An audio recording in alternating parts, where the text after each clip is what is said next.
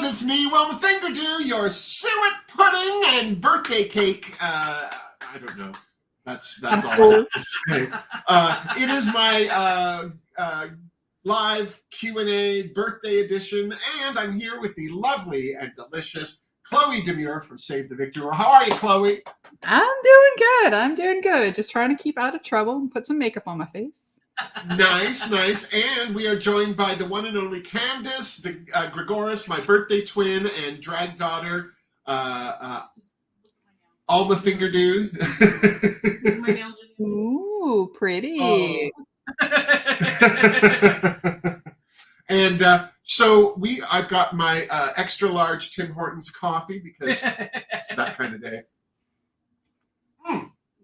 So I just want to welcome you all. Thank you all for joining. My birthday is tomorrow, but Candice and I are karaokeing apparently. That's the threat. That's the threat. Yeah.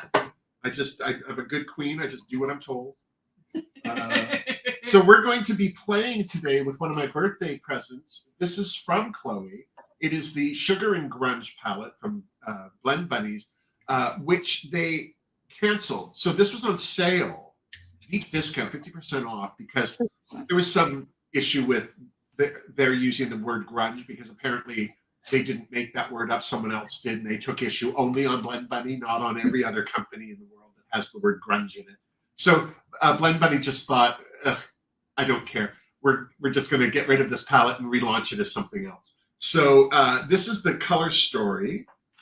It is gorgeous. It goes from like nice pastels down to very heavy dark colors, and then all shimmers down here on the bottom. So I'm going to try and use all of this.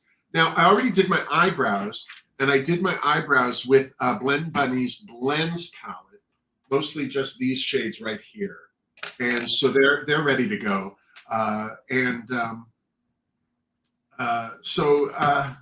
Thank you so much for this, Chloe. This is such a beautiful palette. Now you've played with this. I've seen you have your moments with it. Yes. I haven't even really had. Isn't that terrible? I haven't even really had a look at it. Now I'm looking at it. It's like, what am I going to do? What am I going to do? I know, right? Well, I'm just going to start with 1996. Take a little blend. And we have some people here already. Martinez is here. How are you, darling? Woo! And Martha Anastasia is here. And Martha Grunwald is here. And David Volga. I have such trouble with your last name. And David Burkett? David Burkett. I think it's very late where David is. So I think we're going to start off my birthday live with me opening a present. Because David sent me another package. Now, I just got a P. Louise package from him, and he sent me another one. He said this was for Easter, but it arrived just before my birthday, so we're just going to call it a birthday present. And I pulled the tab off, but I haven't looked at it. So I hope you don't mind, Chloe, that I do this. Oh, no, not at all. I can live vicariously through you. I'm going to just wet my pants here, this time on purpose. Blend brushes from P. Louise. Look at them all. Oh, I love P. Louise brushes so much. They're my favorite brush. I think I have, of all the brushes I have, they're the one I have the most of. I have one. And this is gorgeous. Oh, thank you, David. I may start using that immediately. Oh, Chloe, I don't think you're strong enough for this. Oh my goodness. Okay.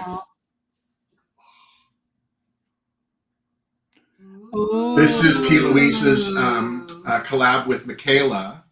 Now, I'm not a huge fan of Michaela. I'm not interested. When this came out on P. Louise, it was their first collab with an American, first collab ever, and with an American influencer. So I understand why P. Louise did it, but I'm not a fan of Michaela. I find her quite repugnant. But that doesn't mean the makeup can't be beautiful. 100%. Out of the way. So this palette is the first one that P. Louise did as a collab, and of course it lights up. It has to light up because that's how P. Louise is. And so this is, I think Michaela got married in January, and so this is her and her husband or fiance, and then when you open it, the mirror, it's on the other side as well. But here's the color story, and I love this because it is very blue. But there's also all these neutrals down here, which are great for blending out, but I'll use them for eyebrows for I sure. just kept thinking that. Yeah, For eyebrows. but look at all these blues. And the thing I like about this is they go from purples into very light blues, almost white blues. There's a lot of shimmers in here too. Oh, like this deep blue shimmer. Ooh, look at that. I don't know. Oh, that makes up for not getting the, what was it, the November one with the blue palette in there? Because No, I have to say, as much as I'm not a fan of Michaela, I like this palette better than the all blue one they came out with. Because first of all, it's flat. Right. Yeah, It's 50, I it's see 50 that. pans in a flat palette, just like that. And then on top of it, there were a lot of redundancies in the all blue palette. It was a 2-tiered tray thing, and there was just too many blues. Do you know what I mean? And I felt that it was overkill. I think that like they could have edited that down. But the fact that this has 50 and they're not all blue, I like that. So thank you so much, David Burkett. I wanted to open this while you were still online. We have some other stuff that I'll be opening. That's Amazing. where- I'm excited. that's Brushes where- and a palette? Shut your whole face. No, that's where we differ. I didn't want to give Martha the all blue palette back. Yeah. Well, between what you guys sent me, between this one and the other palettes you guys sent me and David's present, I don't need any more makeup. I'm good on the makeup front. So I'm going to take we always say fluffy that. brush and I'm going to go into this green shade, 1996. We'll start with this. We always say that, but do we actually mean it?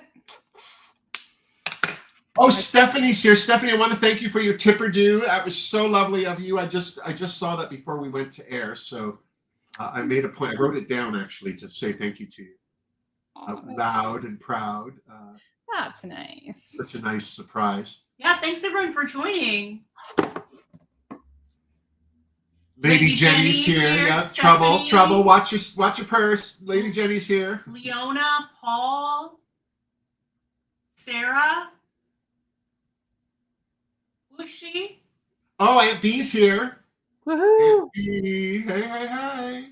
Creator of the funkiest nails ever. Yeah, the best nails ever. I was going to wear nails today, but I'm opening packages, so that's my story, and I'm sticking to it. So I wanted to talk a bit, as it's my birthday. Is Darcy here yet? Darcy, are you here yet? I don't think so. No, that's fine. She said she was going to join, but I know she had some running around to do, so she might not be here right away. We were talking to Tori from Beauty Moon Cosmetics, and Darcy said, "Oh yeah, her lives go for hours." And I was like, "Oh well, I don't want to start a reputation of going for hours, but." Not your basic Steph is here. Oh, I love you. How are you, Steph? Just watched. She just put up 2 new videos. Last week, I think. It was Trying to great. show us up, is she, with all the videos? So I was thinking,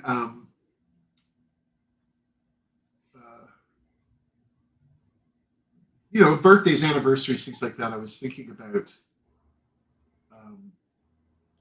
I'm going to do a video on the beginning of Wilma Fingerdoo where I show pictures. I was going to do it today and show like screenshots and stuff, but it just became a very involved prospect. Do you know what I mean? And I thought, let's just keep it simple today. But Hi, Darcy. oh, there she is, Darcy Stryker. There's our Everyone girl. happy birthday and says hello. Hey. There's our girl. Now, I don't know if Darcy's got all this stock coming in. It's all been, oh God, she's been waiting and waiting. God bless you, Darcy. Her distributor or supplier has just been absolutely asleep at the switch. It seems like almost everything that she's been getting from them has been wrong. And it just breaks my heart because, you're also waiting for the delivery and then to get it in your hot little hands for it to be wrong. Mm-hmm. So now how long do I have to wait, Yeah, she's way more patient than I. Yeah, no kidding, right? But I was talking to her about doing a giveaway. Ooh. Oh, Paul's here. How are you, Paul? And Darcy wants to know how everyone's doing. I am doing great. How are you doing, Chloe? I'm good. I'm very Did happy it that snow out there? No. It didn't snow in Toronto, but it snowed out this way. Yeah, there was one of my I ordered something. I needed a new lipstick from Besame, and then I got a warning saying that there was storms Weather. in Nova Scotia. Yeah. Yeah. No, I'm just Yeah. glad. Well, I have a friend that just lives north of Toronto, and she sent a picture out yesterday, and it was just snow, like a good half foot of snow. There was a girl on Instagram. She's like, if I get one more day like this, I'm bringing out the Christmas tree. Merry Christmas. Well, I don't know about you, Candice, but I know there's always at least one more snowstorm on or around my birthday. 100%. Yeah. So until my birthday goes, anything that happens after April 10th, 15th, then I'm like, oh, well, that's odd. You know, it's interesting. Everyone every April, and oh my gosh, I can't believe it snows in April. I'm like, every year this happens. Every year. Why is everyone so surprised? Yeah. And I told people at my office, my day job that I had one time, I was like, look, I never put my winter boots away until after my birthday because anything could happen up until then. Yeah. Well, do you remember, like, was it last week or the week before it snowed? Like, we did get actual snow. Yeah. And somebody was like, oh, that must be our last thing. I'm like, you're high. No. You're high. That's not nowhere near. You are not connected to reality. Yeah, you need to calm down. Oh, hello, Glenn. Glenn's here. Glenn LaRoche. Happy B-Day. Happy B-Day. You know, I have a B-Day. I got one of those ones you install on your toilet yourself. Good grief. That's like a kiss from heaven.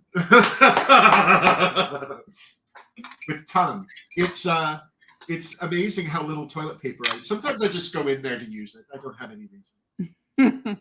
Feeling lonely and ignored.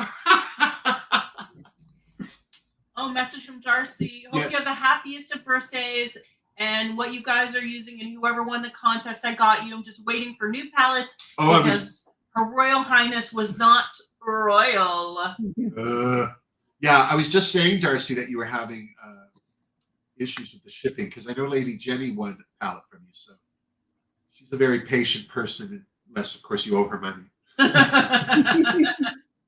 which I think is a good way to be. That's fair. Yeah. So funny. Lady Jenny's nothing like that at all. I just give her the hardest time. She's adorable. She loves it, though. She loves it. She loves it. She loves it. So, Darcy, did you want to do a giveaway? Pressure. Oh, Darcy was just saying that, oh my God, I felt the earthquake in Albany. New York. Yeah, you were in Albany and you felt it. Oh, yeah. Did anyone else see it? 4.8. I have to say, I'm a little surprised that there was no rumblings up here in Toronto. Not that we're that close, but we tend to feel stuff as well. Yeah, there is a fault line under Toronto. Yeah. And we've had earthquakes before. The last time we had an earthquake, I was walking along Queen Street at the beaches, and I just thought it was the streetcars. I was at work, and I felt it. Oh. Yeah, that's unnerving. When you see video of, like, walls wobble, like going to water and roads going to water, that's so Did you see all that in Taiwan? Yeah. That was crazy. Yeah, that was awful. Some of those buildings that are just perched on their side. Yeah, and then seeing the people on the trains while they're on the trains and they're and then never mind the people stuck in the tunnels. Yeah. Oh, how horrifying. And Monday we have a full eclipse, but it'll be overcast here, so smoke them if you got them, I guess. No, Martha got me addicted. Oh, whoa, close call, broken beer. Martha got me addicted to max sold, so it's like auctions. So I'm picking up a vintage blender tomorrow. Oh, that's fabulous. Oh, neat. Yeah. I love auction. I never go because I'm broke all the time, but I love the idea of them. Well, they're online ones, and then everything starts at basically $1 as your first bid, and then I mean, I let some stuff go because for me, the point of an auction is to get stuff at an affordable price. And when it starts getting up to the price where I can just go and get it brand new somewhere, then I don't want it, right? No, exactly. So I was looking at, it was very gothic-y, like a cake stand, and I thought that would look great. But somebody kept bidding me up, and then I thought, okay, I'm just going to put in my last bid, and if they bid me out, whatever, because then I can just go and probably buy one on Amazon for $30. And then I don't have to drive somewhere to go pick it up, right? So, but yeah, exactly.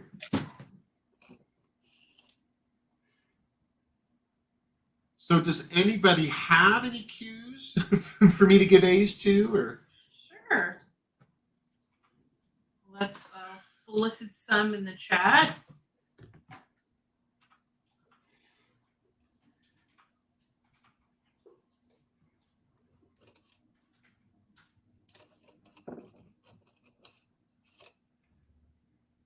Oh, David, if I can just put that up on, he said that my boyfriend bought an amazing antique piece of furniture at auction. What was it? Like a small piece or a big piece? Yeah, let us know, David. Yeah, anyone buy anything really cool or interesting recently?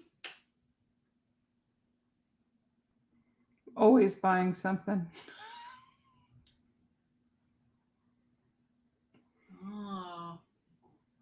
How long will my I don't need any more makeup last, Martha? Is that what you're asking? Oh.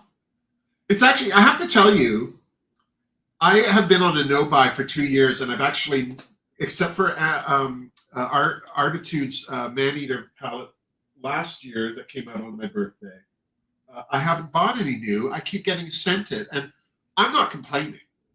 But it's so funny because on one level, I'm like, oh, the no-buy's going great. Oh, did you see this new palette? You know, it's just very odd, you know, but I so appreciate it. But it's so funny because somebody once said to me, it's like, oh, it's too bad you're on a no-buy. And it's like, well, I can buy makeup. I'm trying to be practical, you know. Right. Yeah, but usually also, I got my notice to relocate or for my building. I have to leave. Oh, whoa. The sooner I leave, the better it is for me financially because they'll compensate, apparently. Right. But I still don't understand how that works. But because I'm on assistance, like I only get about $700 a month from the government, which means I can't afford rent. Right. Never mind, you know, anything on top of that, food, internet, any of it. So I'm not even sure what I'll be capable of doing. I'm thinking like maybe somebody I know. I was actually going to ask you this, Candice, if anyone in East York, any of your neighbors have an apartment they need to have filled up in their basement. Keep an ear out. Yeah, keep an ear out. But yeah, so I have to contact the because do you not have, which is the your social purpose housing authority? Yeah, there is, but again, a lot of that has a waiting list. But because I'm being kind of evicted, they've said that it would put me up a bit on the priority. What you need to do is apply there, and then whatever buildings that they have in their portfolio, apply at the buildings as well. Because if you fit the buildings criteria, because the building usually gets to pick X amount of people, and then the housing authority gets to pick X amount of people. So if you don't fit the authorities' criteria, you may fit the societies and get in, or vice versa. Or if you fit both of their criterias, then you get even a better chance. So it's always worth it to always apply at both. Oh, good. Okay, I will. So go check what buildings look good. Well, I still haven't had my official notice, but they've started saying it's happening. You have to be out by Halloween. You're going to get your N16 or whatever it's called by the end of April.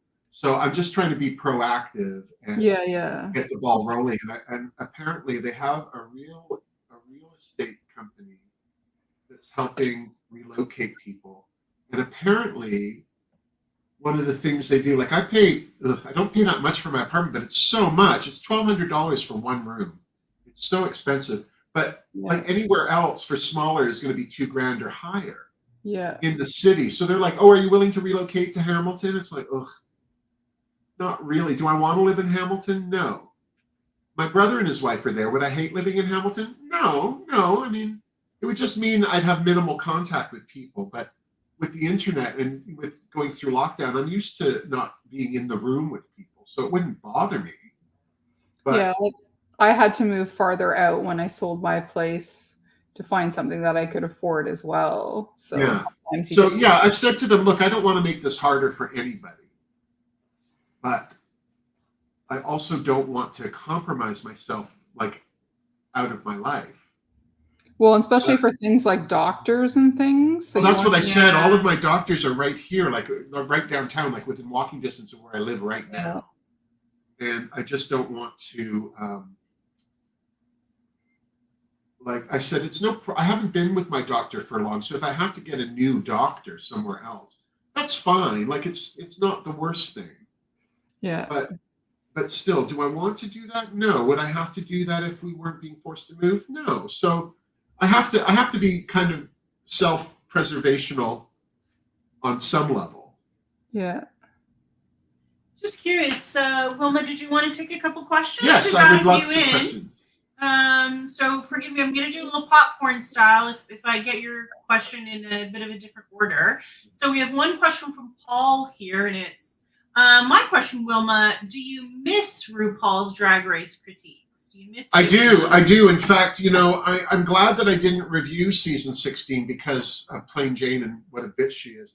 Because it really makes me mad, and I really get so angry because I don't feel there's a need for anyone to be an asshole. Especially, like, it always seems to me that the assholes are always the ones that have the good wardrobe and they're beautiful. And it's like, why are you a bitch too? You've already won. Yeah. You've already won. You're pretty. Yeah. And for her to be that much of a C word with a mandatory meeting, who was no threat to her whatsoever. Yeah, no threat whatsoever. I mean, that girl has never blended anything in her life. Bless her heart. I mean, she looks better now. She has a YouTube channel. You guys should check it out. She's got some great little videos there. But I didn't understand it's one thing to look at somebody and go, oh, honey, you're here too soon. You need 2 more years and maybe you're ready. And that's just a critique. But I've always felt that there were queens, like the Vixen was one of them, where she would just say her opinion out loud. Well, that's just my opinion. It's like, well, it's not an opinion because no one asked you your opinion. When you say it just out, that's being a bitch. You know what I mean? And Jane was just an out and out bitch. And then when Amanda went, she said, oh, now I can be nice. It's like, so what was the problem with her? Like, did she owe you money? Did she have pictures of you having sex with a farm animal? Like, why do you not like this person? And I have to say, I was kind of relieved when she reverted to her true self by being a bitch in the Untucked and that. I also am not enjoying Nymphia Wind or whatever her name is. I liked her out of the gate, but she is just annoying the hell out of me because I think she's stupid. No offense to her, but I don't like stupid people. I don't mind if you're ignorant. Ignorance can be fixed, but if you're stupid, you need to pull your head out of your ass or the sand or both and plug in. And I thought she was playing stupid to throw people off, but she's actually starting to irritate me now. And this last challenge that they have tonight is they have to write their book thing. Oh. And no one's going to help her this time. So I really do predict that Nymphia will go tonight. Okay. Even though she's been killing that runway, her drag is it's beyond. I love her drag. I love her in drag. I just don't like listening to her. Because she's like, whatever, Jerry Lewis. You know what I mean? It's like, go host a telethon, but don't be on Drag Race. So that's a safe, you do miss doing the critiques. I totally do. Now, this is just between us. Fair. No one. Wilhelmina and I will be doing a season recap. Oh, amazing. Oh, Yeah, we're doing fun. a quarter Okay. recap, and I'm going to try and have it out right away. Like, so what I'm hoping to do is not edit it at all. Martha, Oh, where fun. you have any plans? Wilma, do you have any plans for your birthday? Yes, there's this charming and delightful creature who lives out in the East End where I grew up. She's a raconteur par excellence. She looks just like Elizabeth Taylor. Oh. And she is Who my could that be? birthday twin, Candice Gregoris. It is I. She has booked a private karaoke lounge. Yes. So I am going to haul my carcass up to the second floor of a building off Yonge Street. I may have to go tonight and start the climb. I'm going to call a Sherpa or two, and by that I mean Ted and his boyfriend John. And we're going up to the second floor there, and we're going to karaoke it up. Yes. And I haven't been to karaoke since our Spirits days. Oh, yeah. I love a good karaoke. I am a hooer for karaoke. I'm Mariah Carey in my head. But I grew up, now keep in mind, my mom didn't like me, but she didn't like me for good reason. Lord. For good reason. My mom was a single working mother who worked as an emerge nurse. And when she came home, there was me, look at me, blah, blah, bing, bing, bing, I'm a show, you know, and if I had been that child today, I'd be on drugs. But back then there were no such things. And I was just like that all the time. And I always was singing. And she goes, you're giving me a headache, which I interpreted as, you can't sing, stop it. And I did, I stopped singing. And then I was in the choir in grade 10. And somebody was standing next to me and looked at me. And I was like, oh, I'm sorry, am I singing too loud? You know, because I was just so used to being dismissed. And again, I didn't feel it was mean. I thought it was a point of fact. You know what I mean? It wasn't like, my family is very blunt. Even my grandmother, who I love, she taught me this look. She would be in a store and she'd go, yes, I need some assistance. And somebody would not give her the answer she wanted. And she'd just give them that look. And she'd do the Miranda Priestley, you know? And she was in gloves and a hat. She was well presented, but she will fuck you up. She will fuck you up. I can't believe I swore. I love my grandmother. I loved her more than anybody in the world. And she loved me as well. But I'm the first one to say, she was a hard bit of road. My poor grandfather, God bless him. God bless him. I hope he got a medal when he hit heaven. I know he went to heaven. I can't be sure about my grandmother. But she was great. But you ready for another question? Yeah, because I've lost the point of what I was just saying. I ran out of. No worries. My word salad got tossed. Ooh. Oh, all right. Lean into that. Just scooch. So, Stefan, you're welcome. Stefan wants to know. Is it Stefan or Stefan? Oh, you know what? Oh, it's Stefan Paulette. How are you, Stefan? Hello. Did you watch UK versus the World, Wilma? I did. What did you think? Well, and Chloe, if you have thoughts too, let's add all of that. Chloe, did you watch any of Drag Race? No, I'm taking a break. No, I'm taking a break. I'm taking a break. I want to enjoy it again. It was getting too boring for me.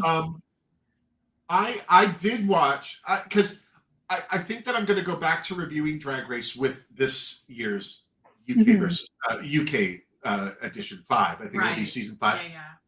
Just because I don't, I do want to review Drag Race. I just needed a break, and I kept finding like there was so much, especially coming out of the hospital, I wasn't catching up, and I kept getting further and further behind. So that's why I took the break. But I have to say, I'm so glad Tia Coffee won. Me too. I'm so glad she won. I don't think she should have, but I'm so glad she did. I'm just surprised that of all those people lip syncing that she won both rounds. The first round I thought she won for sure because she was so funny. But the thing that amazed me about Tia, because she did have a glow up, but I feel like her wardrobe was the only thing that got glowed up. Like I feel like somebody said, well, you just need to improve your wardrobe and you're there. And it's like, well, no, she needs to also fix her makeup. You know what I mean? Like there's, I feel like with Tia, she looks kind of, she always has that same expression on her face, which she's like a slapped ass. You know what I mean? Oh my Lord.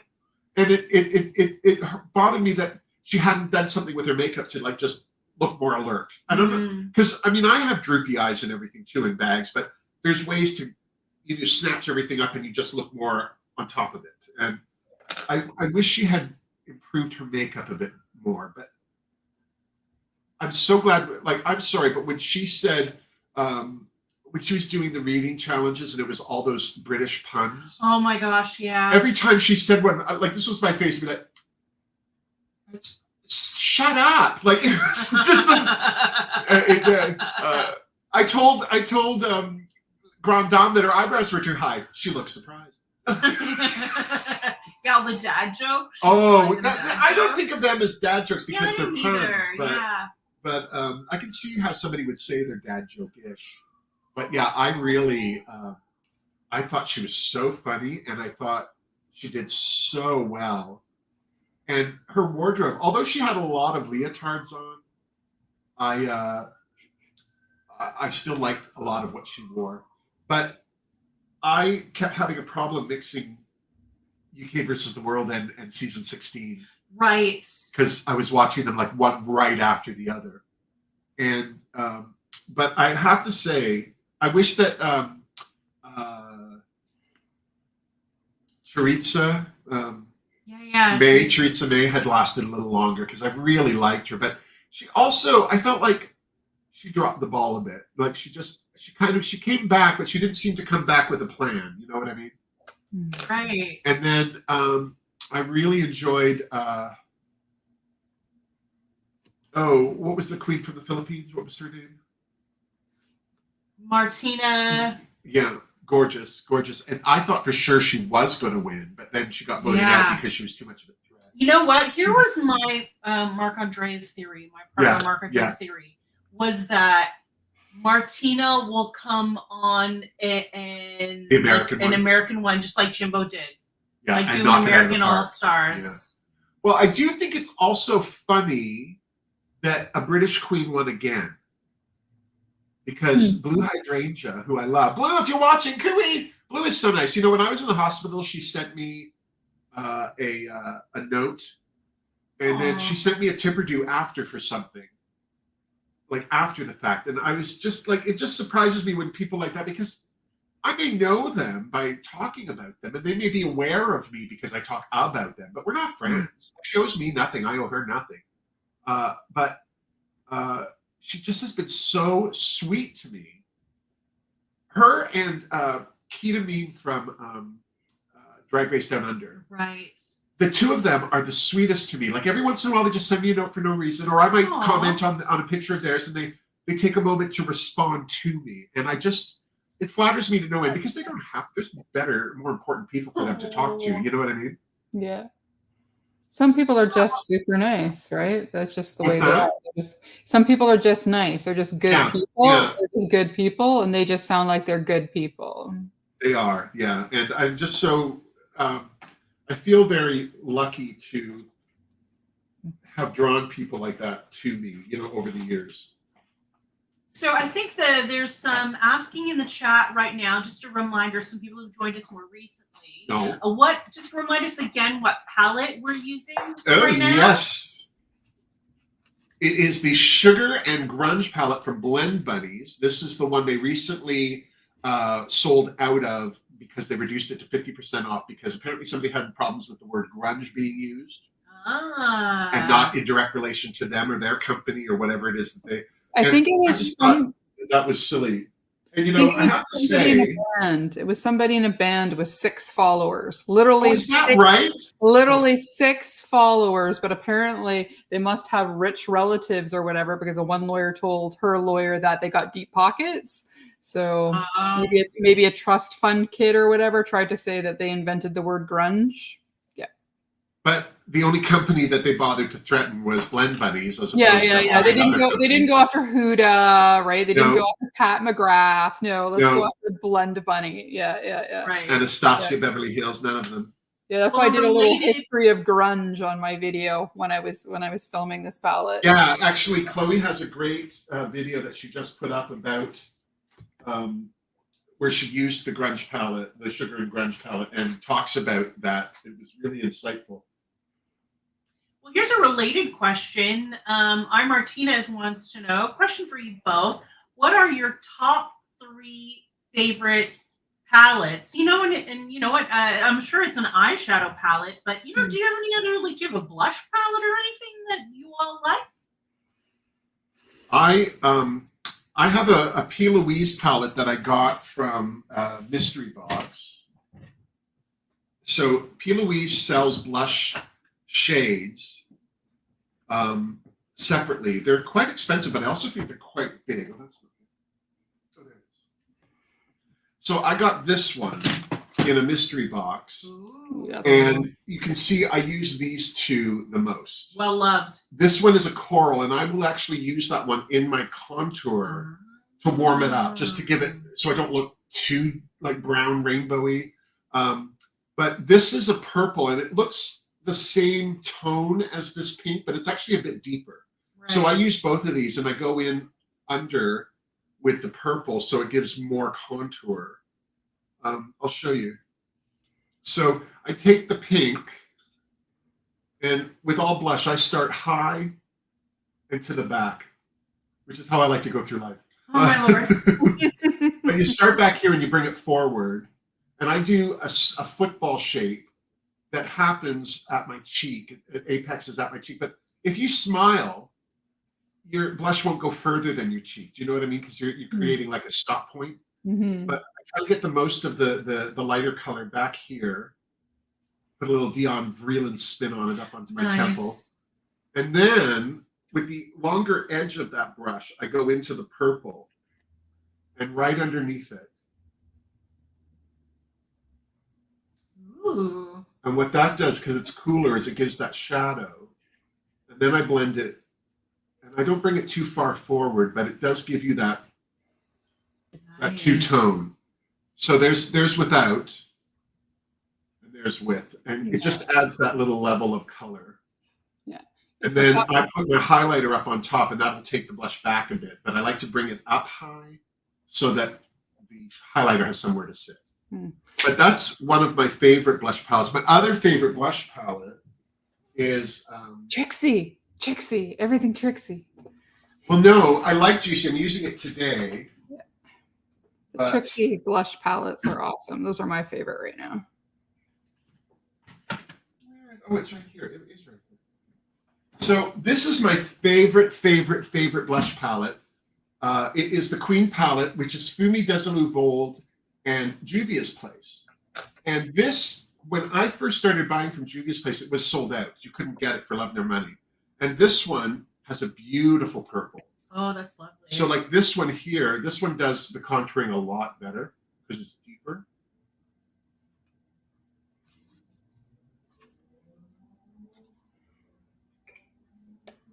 But it's, oh, I have this light on. I'm so sorry. I didn't mean to have this light on. I had it on earlier.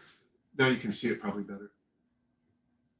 But yeah, this one here, when I first got Juvia's Place, this one was sold out, but then they had a mystery bag, and it was the first mystery bag of makeup I had ever bought. And it was Valentine's Day 3 years ago. This was in it because it's the Queen of Hearts, or the Queen palette, but it was in the Valentine's thing, and it blew my mind. I'm excited. I almost, like, it was just such, because I had wanted it and it wasn't available. And then when I got it, I almost cried because it was just such a surprise. And so this is why I judge all mystery bags harshly since then, is because that was the best mystery bag I ever got. I can't even tell you what else was in it because that was the winner for me. And even if the mystery bag had been $40, if that's all that had been in it, I would have been happy. Steph has a question. Go on, Steph. Throw it down. Okay. I know some people have reacted to this question already, but I went back to the original. Ooh, Wilma, I have a question. Are you still up for a Wilma teaches Steph how to do Drag Like a Pro live? Yes. All right. I am, but I know you've moved, and I know you've been dealing with some stuff, so I've been like just letting you tell me when you're ready. Yeah, so Steph, you're mentioning that you were Wilma's still up for a live. Just give the signal. Yeah, just DM me and we'll make it happen. Yeah, and David is saying, how about Wilma's School of Drag? You could have your own YouTube school, but it sounds like you've got some plans for other videos coming up shortly, don't you, Wilma? I do. So I've been working on That's So Wilma. And I thought it would be a great jumping off point to, Chloe had this 1930s dress that I offered to copy for, and I thought, oh, while I'm sewing it, I'll film myself working on it, and that'll be my first That's So Wilma. Well, I filmed it. I have over 11 hours of footage. And I realized that a lot of it, I just go into detail. Like as I'm sewing, I'm talking, and like everything that comes to mind, oh, this is something you need to know, and blah, blah, blah. And I just realized for like a first video on how to copy a pattern, there's just a lot of information. So what I've done is, because Chloe's dress is from the 30s, so part of it is on the bias, which is its own kettle of fish. And like I have almost 2 hours of me talking about how to sew on the bias. And then there was like, it's also velvet, the fabric that her dress is in. And that's a whole other like things you have to know about sewing velvet. And I thought, oh my God, this is a very complicated first video. So what I've done, I'm actually doing, because I'm editing it, what I'm actually doing is I'm condensing it down to just the finer points of how to copy a pattern. And I'm not going into velvet, I'm not going into bias. But because I'm dealing with it, I can actually make shorter videos on what's bias, this is bias, and things like that. So so I am going to be doing that, and I want to do it quickly so I can mail Chloe back the dress, because it's still here. But what I did yesterday, I got this epiphany. I did my first sewing video, and I talk about making gloves. So I made rainbow gloves, but I did 2 different styles. This is going to be the point of my video, is I'm doing 2 different styles of gloves. One is a very easy, quick fix for a glove. It's not a great way to make gloves, but it'll do it. Do you know what I mean? And then the other is a proper way with a set-in thumb and a gusset and all of that. So that's going to be my first video, but I'm going to edit down the other one. So those 2 videos are coming. And then I'm actually doing on Monday, I'm doing a chin wag with a local queen here named Kristen Jeffries, who is a fabulous queen who, she wears hats and turbans and things. She wears wigs. I've seen her wear wigs, but she's not often. And I'm sorry, I'm just trying to clean up this eyeline. Yeah, no worries. I always have the worst time with graphic liners, but then I realize, oh, they're water. I can erase them. Right. So what I'm trying to do now is I'm going in with a darker color just to define the lighter line. But anyway, Christian is a great live singer, and I've known her for years. I have pictures of us working the Out TV booth at Pride here in Toronto, and I had a handlebar mustache at the time. I was a sexy son of a bitch, I'll tell you what.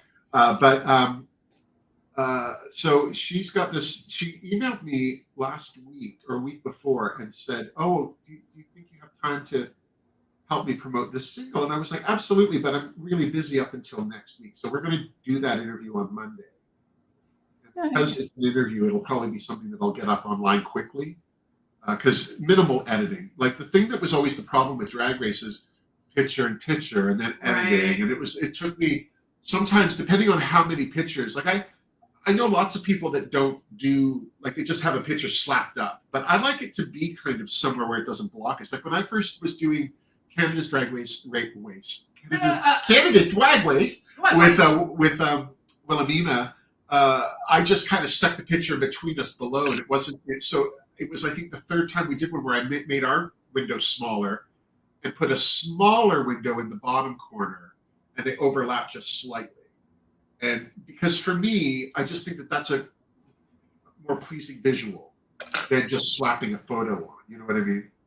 Totally. And then when I do my makeup in movies, I always I animate the photos and have them kind of wash across the screen and take over, and they help with the editing. Where sometimes, because you know, when I'm sure I've done it today, where oh yeah, and then I went to the store, and while I was there, you know what I mean? So I'm able to take out those pauses and hide them behind the pictures as they scroll by. And I just really enjoy doing that, but it takes forever. And I try to keep in mind, it's like I'm not making any money on these videos, really. I mean, I think the more, I want them to be good, so when people watch them, they actually enjoy them. Like, I don't want somebody to write me a note and go, oh, how professional these videos are. But at the same time, I like that if they're really slick, but nobody notices because they're just slick, then that's what I want to do. And so it's more personal for me. I just want to say, I've done this graphic liner with, I love this company, Beauty Moon Cosmetics. This is an eyeliner they sent. It's a purple and pink. And so I just thought, because I'm doing purple and pink on my eyelid, I would just put that graphic touch in there. But yeah, so I have that video. And then I'm also going to be doing another chin wag with Paula Frost, who was on season 4 of Camp Wanakiki. She was Miss Congeniality. And she's been doing wigs. And these are some of her wigs. She's been doing them out of foam. And they're so much fun. And I posted a picture of the wig she sent me a little while ago. I didn't have a face on for it, but I just had it. And so I have it here. I'm going to wear it once I get my makeup on. But she was, I'm doing a chin wag with her in the next week or so. So those are videos I have coming. But I'm really trying to prioritize the That's So Wilma videos. Because I keep talking about them, and yet I never have them. Oh, we have a great question from Denise Journeau. Oh, Denise Journeau, my wig whisperer, all the way from Denmark. I would love it if you both fielded this question. And Denise's question is, so I have a disco show tomorrow. Any suggestions about what I should wear eye color-wise? Oh, frosted blue right up to your eyebrow. Garage door it, baby. Just garage door it, you know. I think with all the makeup that we have going now, if you're able to put, now it's a silly that Denise is asking this because she's a brilliant makeup artist. She's on Instagram. I wish I had prepared. I wish I knew she was going to be here because I would have had her. She does the best Bette Midler, physically Bette Midler impersonation. She looks nothing like Bette Midler. Lisa's a gorgeous, gorgeous ginger. And then she just does, recontours her face, and she's immediately Bette Midler. She also does wigs. She ventilates, which means makes them as well as styles them. And she does facial hair as well. And on her page is a picture of Dolly Parton and Kenny Rogers. And I just assumed she was Dolly Parton. No, she's Kenny Rogers. And she's an operatic singer. She's a very big fan of Sarah Bernhardt. And she has a background in burlesque. She's also the artist that's behind a lot of my Wilma merch. So if you saw my Wilma as Elvira for Halloween, or my Attack of the 50-Foot Woman, or she's just a brilliant artist. And so she's been, so for her to ask what do I think about her makeup, I think that's charming. But I was going to say, you know, it's probably a good idea for you to use up any glitter you have. You know, because if it's disco and that, you could probably put down some good matte eyeshadow and then highlight it all with glitter. Some What fun do you think, Chloe? Do you have any favorite disco looks? Chloe was a child in the disco era. She wasn't wearing makeup. I like disco.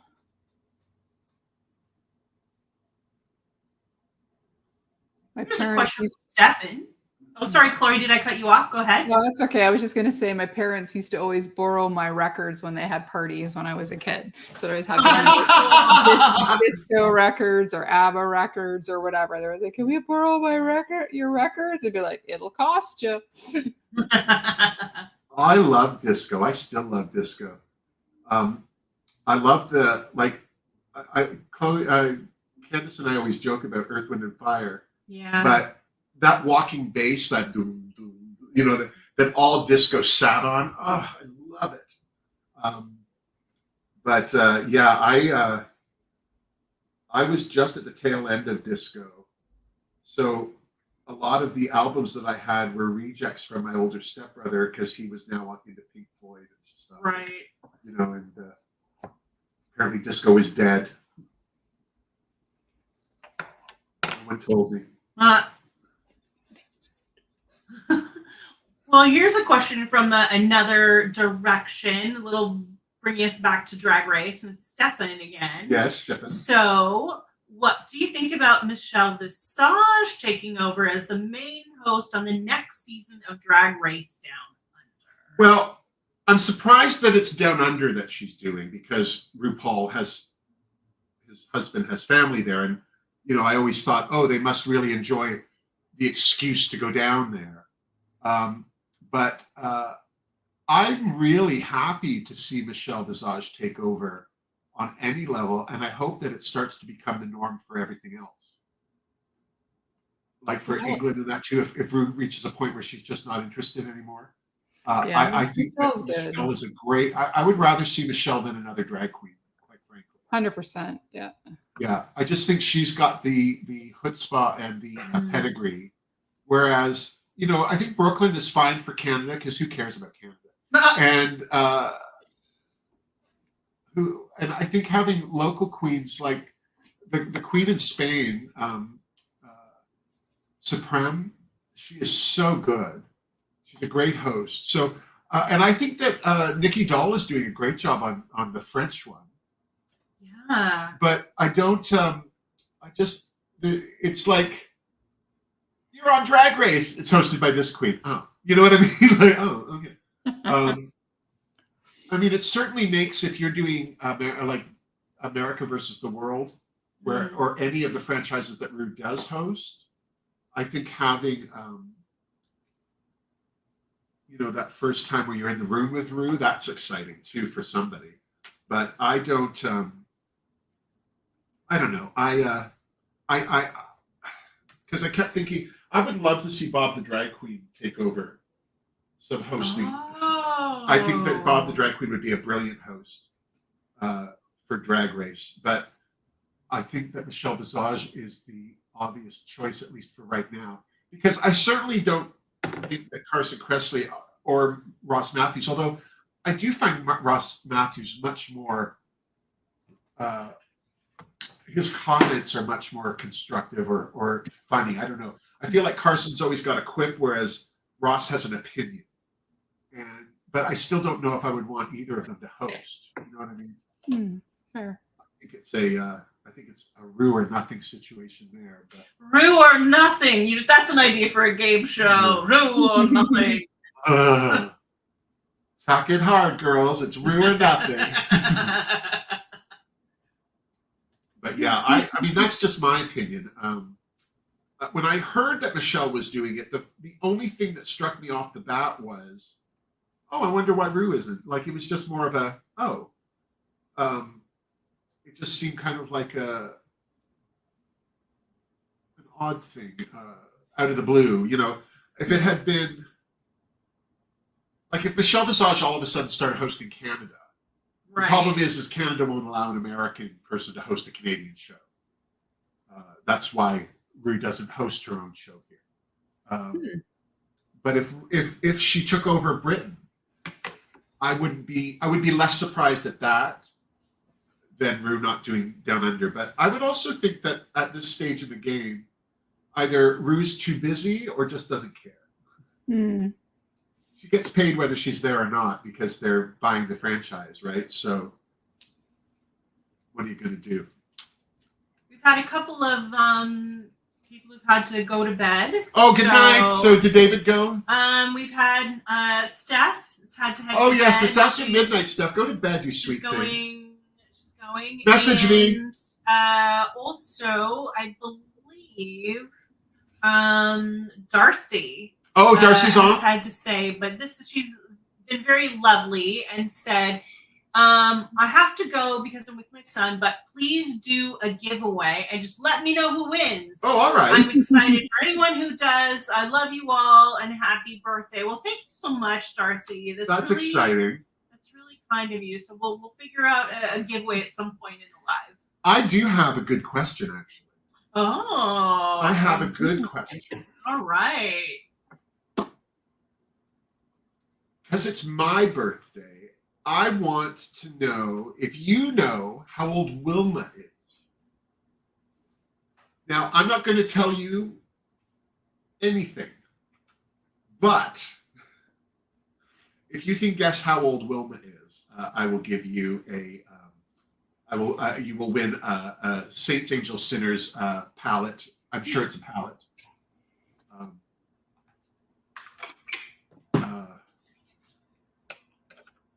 But yeah, so now before we go into that, I have a video I want to show you. Ooh, fun. Because somebody asked me, how did you get into reviewing RuPaul's Drag Race? And I had, season 4 was just announced. Now, at the time, I worked at Out TV, and I did something that they called This Week on Out TV. And so we were constantly just saying what the upcoming week of broadcasting was. And at the time, season 4 was starting, and I happened to catch on YouTube this video by Hedda Lettuce. And Hedda Lettuce is this New York queen. She's always in a green wig. That's why she's the head of lettuce. And she just is so funny. She did this review. It was, I think, the first time somebody had done a review of the cast announcement. And I thought it was the funniest thing I'd ever seen. And I said to Out TV, you need to do this. And they said, well, why don't you do it? And I was like, oh, all right, fine. But do we have that ready to go? Yeah, ready to go. So I'm going to show you this video. I just want to show you this video. Okay. This was the inspiration for me reviewing Drag Race in the first place.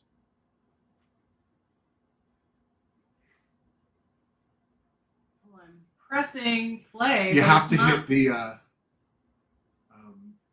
Is it on the screen? Oh yeah.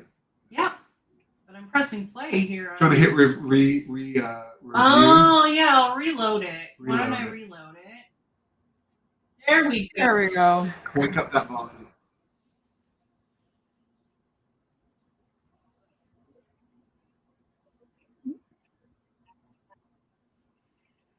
Not getting any volume.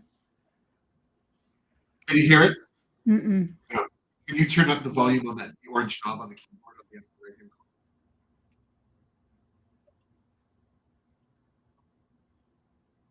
corner? Then that thing with the green light on it in front of you, there's a knob on the right hand side. Can you hear it? No. But the visuals are funny. This one, I think I've seen this one. Yeah.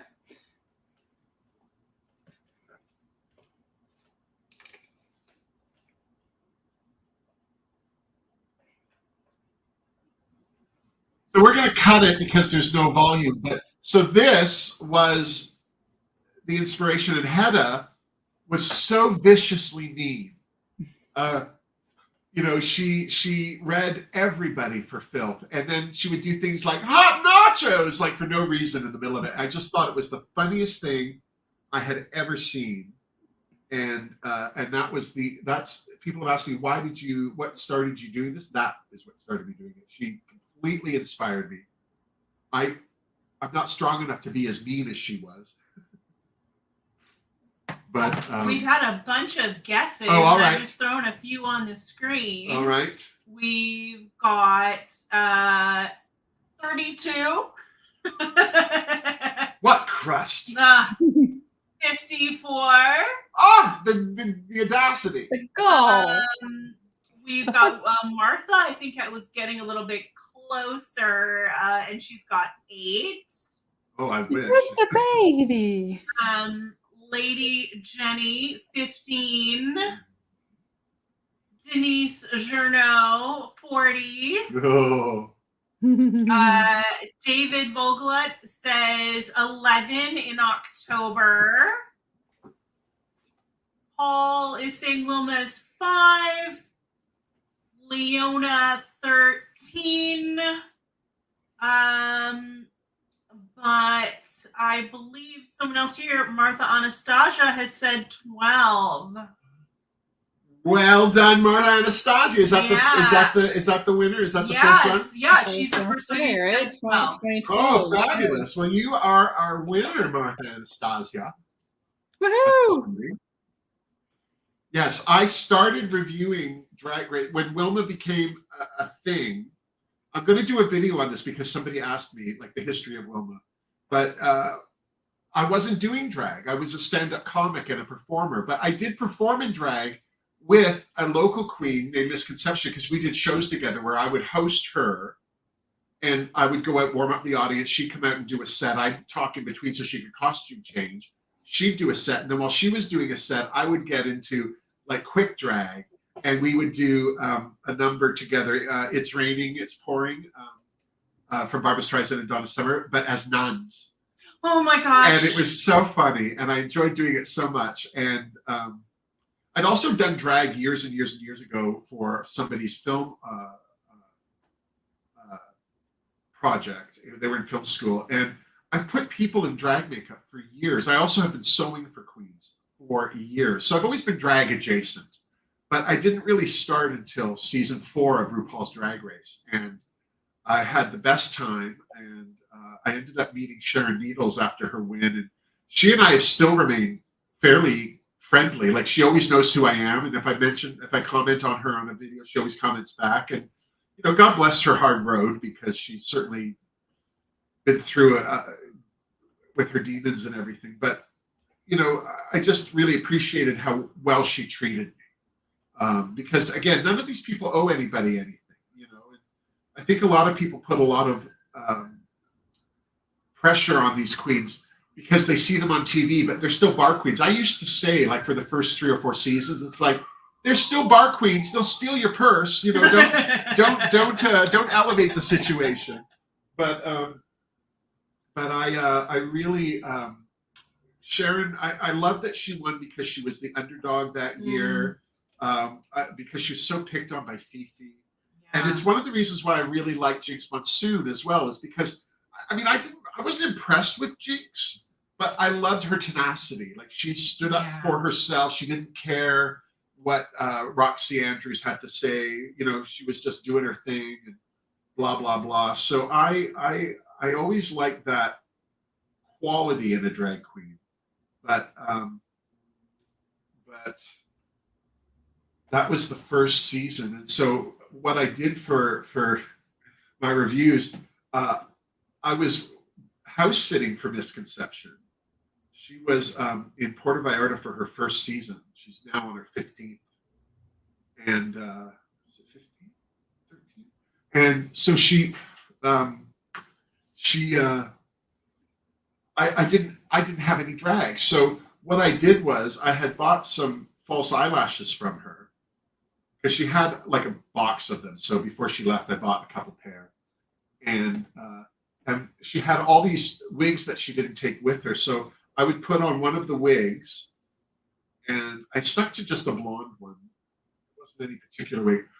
And then I would now keep in mind, I made a lot of her wardrobe, but a lot of the wardrobe that she had was a lot of big stuff that wasn't for the show she had written.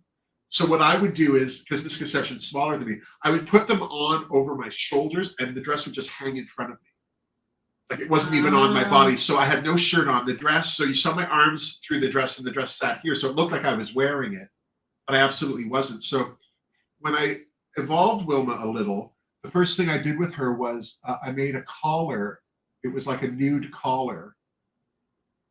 And I put a ruffle on the outside edge of it. So it looked like the shoulder line on a dress to keep that look, that silhouette that I had created. And I wore that.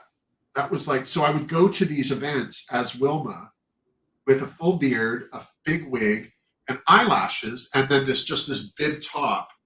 So I was really only in drag from here, even when I was interviewing people. Like I interviewed Sharon Needles, I interviewed Ben de la Creme, Bianca Del Rio. I interviewed a lot of queens, but if I did it in drag, it was that kind of drag. It was very odd. And so I could always tell which queens had seen me before because they weren't surprised. But there was a couple I got like looks from, like, what the fuck are you wearing? And I always thought that was funny. But I started, what happened also was I was homeless, literally. I was house sitting for Misconception because I'd broken up with my partner, who is a great guy. Like he helped me after I got out of the hospital. He's the best boyfriend ever, but he wasn't my best boyfriend. And he's just such a great guy. And so I had shaved my face because we had broken up, because I remember him saying, because he's a bit of a leather bear, and he really liked facial hair on me. And I said, I'm thinking of shaving. And he goes, oh, well, I don't know. Like, that's one of the things that I like about dating a man is facial hair. And I was like, are you saying it's a deal breaker? And I kind of took umbrage. And I mean, I get it now, but at the time I was like, it's not even my best feature. You're saying that's what's holding this together? Oh and so my eyelashes are so crooked. Look like I've been slapped. But anyway, after we had separated and I was at Misconceptions, I shaved after that first season because I gave myself a challenge to get better at drag makeup. And I had theater makeup. I had Krylon sticks. I had all of that, but it was for stage, like theater. And so when I moved out of Misconceptions into this apartment, actually, I shaved my whole face, even my head. Like I took like an actual head shaver and done my whole thing. And then I started buying wigs cheap. I went to Clore, which is a great wig company here in Toronto. It's a black girl's wig shop, like, because they sell all the units to make your wig. They sell all of the products for black hair, like really like from relaxers to conditioners, all of that. And that was the first place I ever saw makeup for darker skin, was at Clore, because it was really like a one-stop beauty shop. How crooked are these eyebrows? Is it awful? I think your eyebrows look great. No, my eyelashes. Oh, sorry. You could, Do I look like I have a pinched muffin? You know that one. No, I think they look good to me. Yeah, I think they're all right. We're gonna live with this. We're gonna live with the muffin. It's the pinched muffin today. Oh, we got a tipper due. Shut up! Yes, Martha Anastasia. Oh my gosh! Thank you, Yeah. Martha. Aren't you a sweetheart? Oh, that's lovely. Yeah, thank you so much. So for that. unnecessary, but I really appreciate it.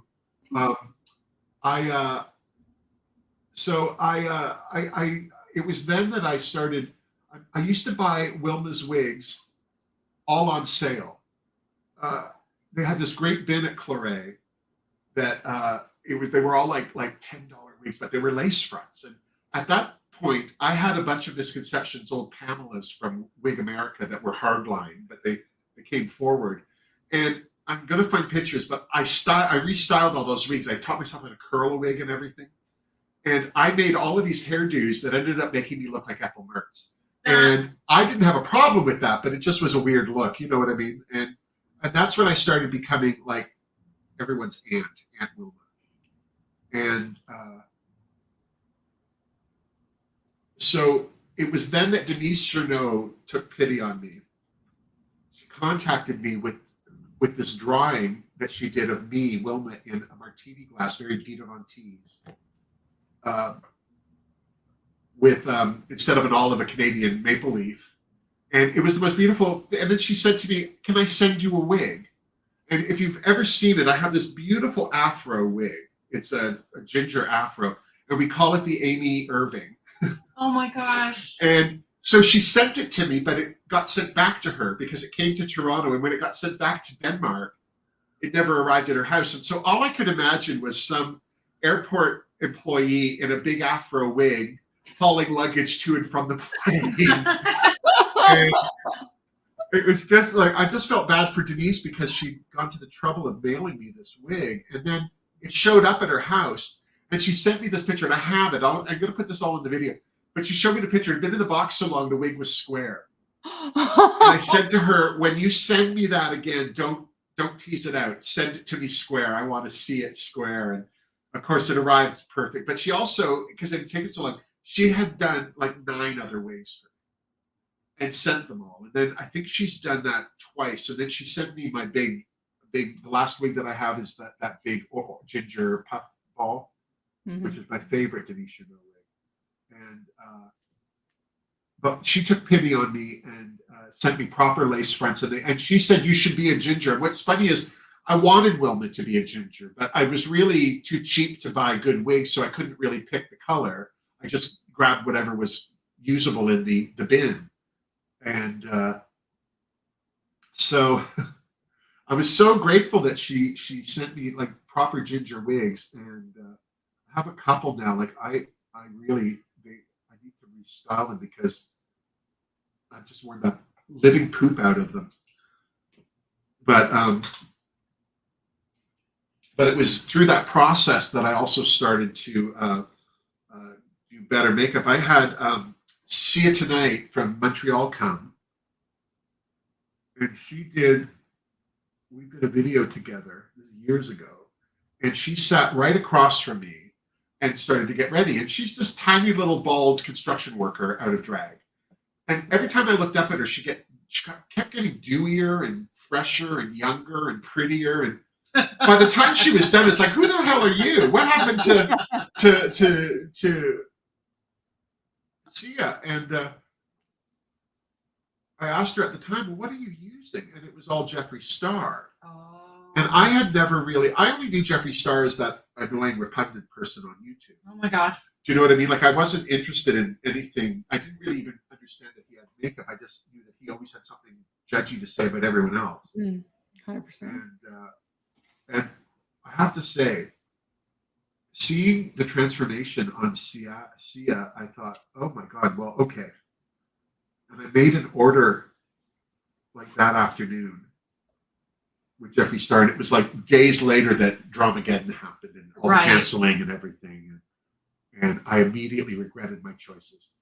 And in that time, I became aware of Juvia's Place, and so I went. I actually ordered stuff from Juvia's Place because it was so cheap compared to Jeffree Star. Yeah. Jeffree Star was so expensive, and son of a bitch.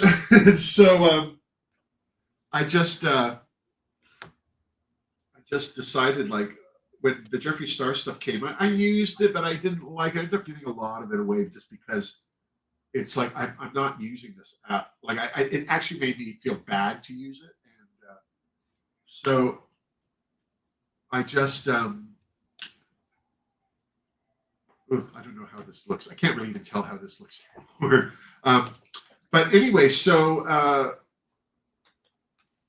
when I want to say this Rude Police Eyeline Up is the best liquid pen eyeliner that I've used in a long time. Oh, good to know. I just want to say Rude Cosmetics. I'm not a big fan of a lot of their palettes, but their tertiary products are spectacular. I liked the pencil liner a lot that you sent me. I used the whole thing up.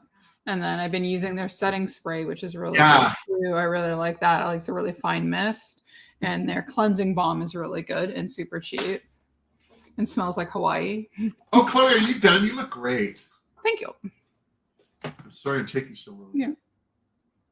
Well, I wanted to I've kept you talking. Well, I wanted to keep cognizant of time because I know Candice she's a busy gal. I tried to hurry up a little bit. Then I found my little stamp, so I put a little couple stars, a star in each eye, and then the star right there. The other thing that I'm embarrassed to admit to, but it has to be said, I have not made a top for Wilma in 5 years. I've tried to make them, but I keep getting caught up in the drama and I don't fit. But I just got sent a bunch of fabric from Nick, and I sent you some fabric. That'll make a nice top. What's that? And I sent you some fabric. Yes, you did. I'm so excited. That blue, oh, it's gorgeous. It's such a nice retro. As I line my lips and try not to talk at the same time. I've lost enough weight that none of my tops really fit well. So I have to do some redrafting. And because I'm doing the That's So Wilma series, like it's like, oh good, I have an excuse now. Mm-hmm. You can do an episode putting together a Wilma outfit. I think a lot of people would like to do that. I'm going to do that, but what I'm going to do is I'm going to do it with Candice. Is my next video project is to do a like the whole point of That's So Wilma, well, at least the subtext of it is literally, it's my attempt to help queens get ready for Drag Race. It's like, shame on you. You should know these things. These things you should know. So one of the things I'm going to do is creating a block. What's a block? So a block is just a pattern that fits you. It's got an under dart. It's either got a side dart or a top dart or both. And it just fits you. This is your body and fabric. And from that, you can make any pattern because this fits you. And what it's called is dart manipulation, but where you take a dart, maybe you don't want that under dart. Maybe you want to move the dart into the neckline. Like a lot of period dresses all have these gathers at the neck.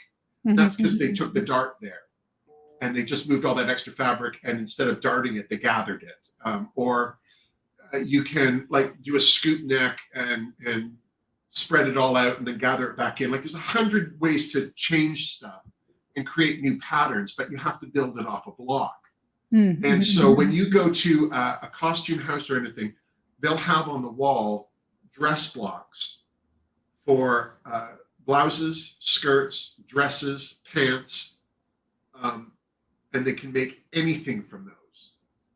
Anything. So you can do a cat suit because you've got the pants on the top. You just take the measurements from somebody and you adjust accordingly, and then you create the shape you want.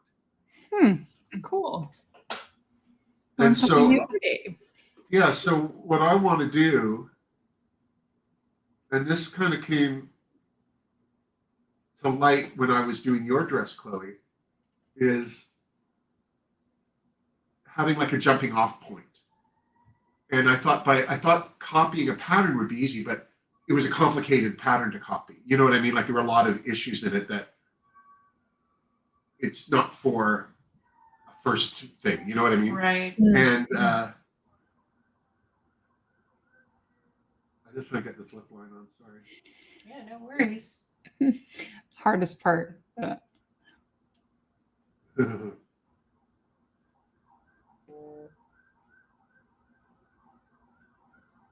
Just using a dark brown P. Louise. I always say I look like Big Gay Al. Because I always do my lip like, what's wrong, little pup? I always look like my face has been slapped. Like, oh. But that's not too bad. Yeah, Oh, that's good. That looks great. Yeah, I'm not going to touch it. I'm going to screw it up if I touch it. I'm actually, here's me using some Rude Cosmetics. This is my favorite red from them. Where is it? Here it is. It's called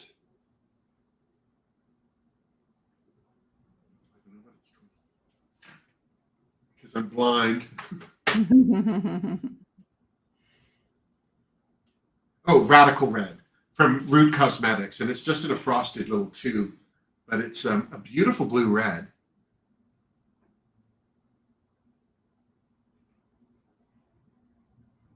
But you see how it ombres into the brown? Nice.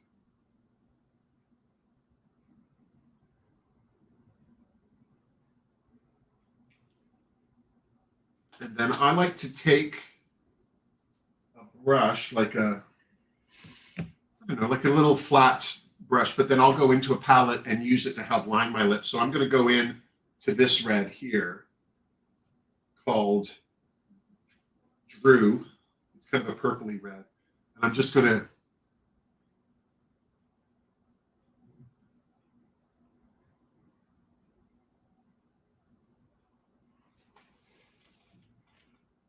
I love to use eyeshadow for lip liner. It's a good tip. Well, I use a lot of shimmers for. That's what I like to do. Yeah. Yeah.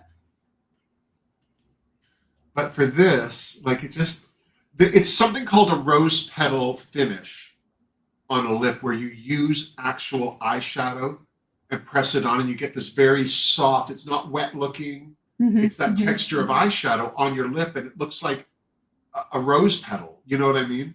And I just started doing this because I saw somebody line their lips by mixing their eyeshadow with a mixing medium. And I thought, well, yeah, you can. Eyeshadow's pretty sticky, like lipstick's pretty sticky. Like, so this actually helps set it as well so it doesn't end up all over everything. And then I don't like to use lip gloss because it's sticky. Right. So that's why I like the milkier lip glosses because I find they're less sticky. The clear ones are always ridiculously sticky, even when they say they're not. Yeah. But usually the milky ones aren't so bad. So that's why I like those ones. Where did I put my Radical Red? Oh, you see, I put it down. Now we're screwed. Oh, here it is.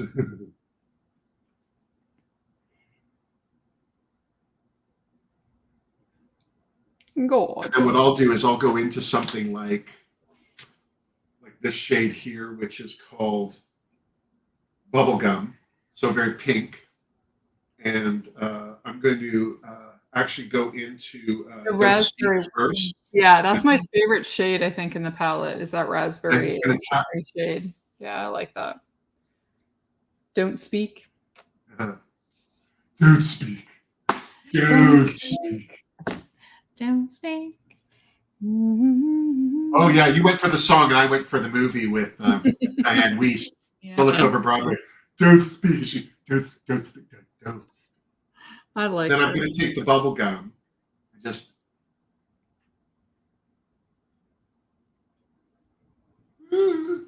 But this gives that look of lip gloss without my lips being wet and sticky. Now, I just want to open a couple of other things because I have no idea what the heck they are. Okay, so this came for me from an empty box came from Pure Later. And this was sent to me by, where is it? Here it is.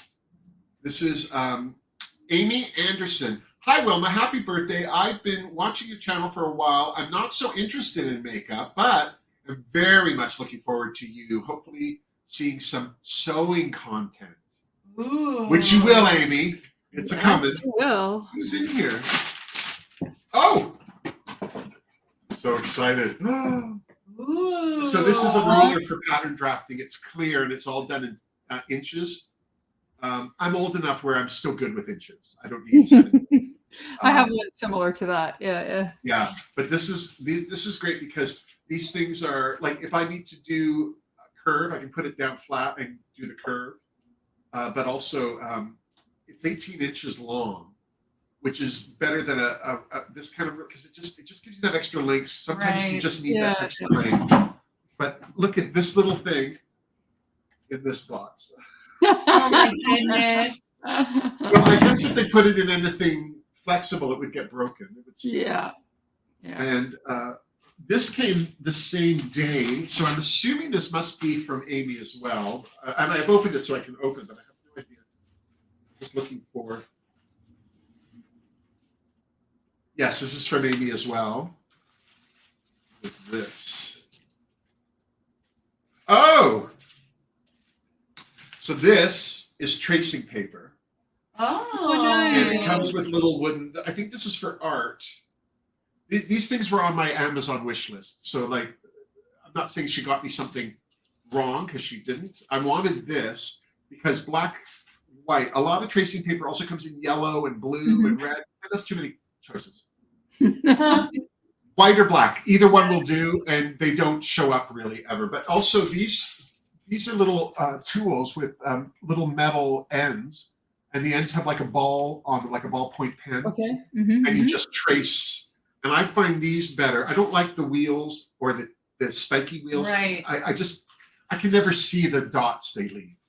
But this thing I can use. So I'm going to use the hell out of that. And then, so this last thing I'm opening, this came for me.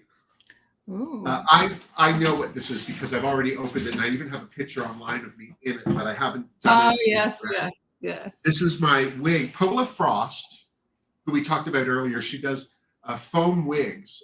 It's a new project she does. She's just done it in the last year. And these wigs, as you can see, they're all foam and they're fantastic. They're great for like pride. Like this is a great kind of wig to put on when you're not doing full drag, but you're going out to see the world. Or a rave, or yeah. That's so cute. I love it. I love it. Look at this. You have a pink top.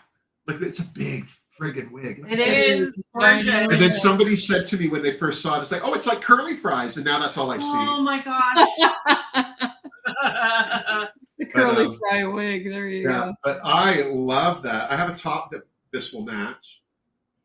And so she does these. I'm going to do a chin wag with her next week, I hope, or the week after. Oh, fun. And we're going to talk about her wigs because I think they're a great thing for pride because this is something you could throw on regardless of what you're wearing. You don't need makeup for this kind of look. You can just walk around at pride in it. But I think for a drag look, it's just hilarious. My gosh, it's amazing. It is. It's awesome. I think I have the wrong lipstick on for this. I should have done more pink. No. Got another tip for you. Oh, hooray! Well, thank you so very much. It's from Mike and Danny in Florida. Oh, hi, guys. Thank you so much. You're so sweet. But yeah, I think this is adorable. So I'm going to be doing a chin wag with her hopefully very, very soon. Is she local? This is Paula Frost. She was on season 4 of Camp Wanakiki. And she was Miss Congeniality for that season. And a super sweetheart. I loved her the second she was on camera. She's just a sweetheart. Actually, this is the thing I like about Camp Wanakiki. All the queens on there are sweethearts. There's always somebody in the group that's going to be a pill, especially in comparison to everyone else. But for the most part, the people on Camp Wanakiki are just delights. They're also always in drag. You never see them out of drag. So they're kind of on all the time as opposed to like out of drag and then having a sour moment. I'm not saying that doesn't happen, but it just doesn't seem to be as prevalent. There's not as much bitchiness or cattiness on Camp Wanakiki that Drag Race has because, well, they're not winning as much money, and it's camp. The key phrase here is camp. It's going to be camp. I hate this lipstick on me with this wig. I don't have. The one thing I don't have is like a liquid pink lipstick. That's what I noticed the other day too. It was so hard. I have so many. I remember you saying that on your video. Yeah, I have so many reds. So that's why when I was digging around today, I was like, oh, look, here's a pink one. But yeah, no, I definitely have to get some more pink. But I keep buying red. So I just replaced, it's coming soon because I've only got this much left of my Besame red, which is my favorite. Oh, yes. And so I finally ordered another one of those. But just seeing if I have any. Oh, yeah, here's a great pink in here with Blend Bunny. Let's see if we can't make this happen. Do you have time for a question? Absolutely. So David asks, what is one thing that surprises you about your early drag? And two-parter, here's part 2. And which part of your drag has improved the most? So what are early surprises and what has improved the most? I don't know if I had any surprises because, as I say, I was hanging around drag queens all the time. Like there was nothing drag queens weren't doing that I wasn't aware of, because I was also making their costumes. Do you know what I mean? So there was a lot of the process that I was already aware of. Like one of the things that surprised me watching drag queens get ready was the brown rainbow. Right. Contour. I remember watching Misconception put on her makeup, and I looked away and I looked back, and she had this brown forehead. I'm like, what are you doing? I thought she was ruining her makeup, and she goes, oh, it's contour. It just helps the wig line not be so hard. And at that time, Misconception didn't have a lot of lace fronts. They were all kind of, and so it really does help with that. But I have a low hairline because I have a widow's peak, so I can still see where my hair was because I have those sprigs that won't die. They're there to mock me. And so whenever I put a wig on, it's a little too divine. Do you know what I mean? It's a little too far back because I think that looks balanced. But if I put it low, like this is where my hairline would have come to, like quite low because of my widow's peak. And the first wig that Denise did with me was a widow's peak one. Actually, the second one. The first one was that Afro puff. But the thing that's improved the most for me with drag, it's my makeup. It has to be. I remember RuPaul's face in the early years when Matthew Anderson was still doing her makeup. I was fascinated by the fact that she didn't look like she had a lot of makeup on. You know what I mean? Right. And it just, I always judged